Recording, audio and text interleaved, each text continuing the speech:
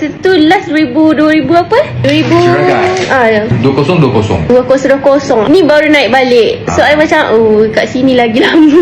Naik pun tak banyak tak macam dulu lah. Yang mall you laser ni pun tak naik sampai sekarang. Okey kan?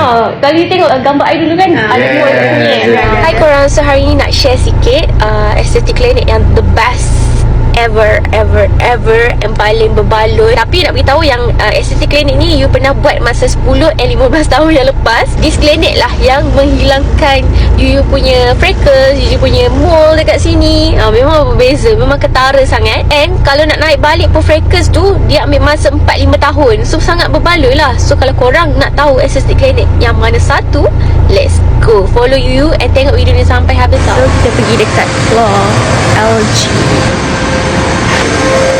Okay. Tengok doktor ni, masih handsome.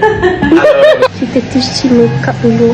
Guys, please tempat ni paling mujarab. Jangan pergi tempat lain. Korang boleh tengok lah before and after gambar you yang dulu sampai sekarang. After 4 years baru dia naik balik dia punya pigmentation. Pigmentation dia naik balik sebab apa? Sebab kita dedah matahari, sinar UV. So benda tu tak boleh nak elak. Asal bright. Ya, satu minggu you akan nampak memang bright.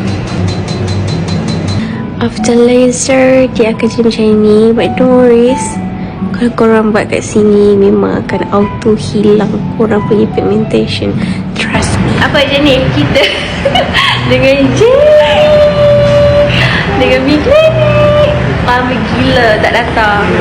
Aku dah 5 years. Yes. So jangan lupa datang sini. Sangat berbaloi. Apa yes?